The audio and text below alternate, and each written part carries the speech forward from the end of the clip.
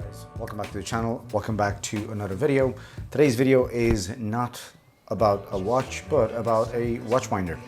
Watch winders have been something that I've been flirting with in the past, but as time passed, I've kind of put that idea on the side because through my watch collecting journey so far, I've never believed that it had a place in my collection.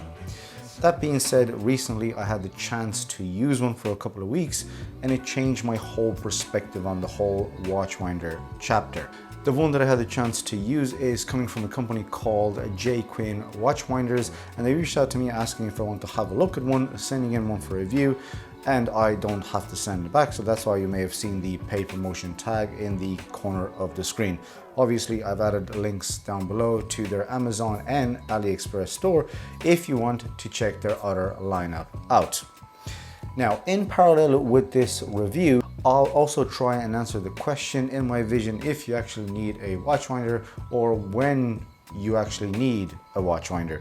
Bear in mind, this is my first experience with one, so I can only speak obviously from experience.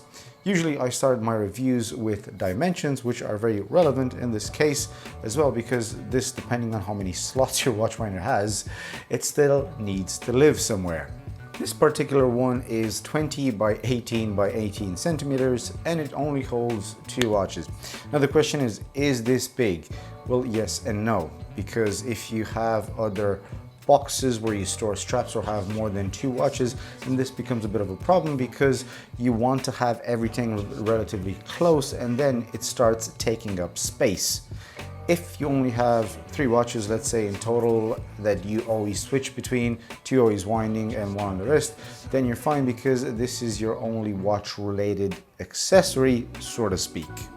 Also bear in mind that this needs to be near a power socket because it needs to be constantly plugged in, and it also takes 2 D-cell batteries, but for continuous use I recommend plugging it in at all times.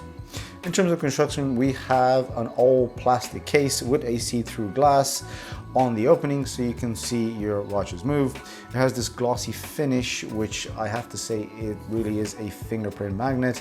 Inside we have this PU leather interior which could be better put together but on the edges, but it's overall decent.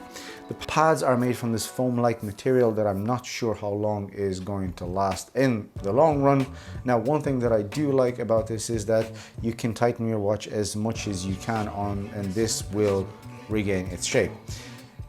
It also has this cover on it, maybe if you have longer straps, I'm not sure. But one thing I can say is that it's not the best quality and I don't see this lasting in the long run with everyday use. The watches do sit in there nice and snug, not a lot of movement, and you cannot have bigger diameter watches in there because I feel there's quite a lot of space between them. Now, in terms of spinning modes, it does have a few options, 5 to be exact, including the off switch. I'll try and put them on the screen somewhere so I won't bore you guys with numbers, but in short, it all depends how often you wear your watches, I guess. The engine is very quiet and I didn't find this noisy at all at night.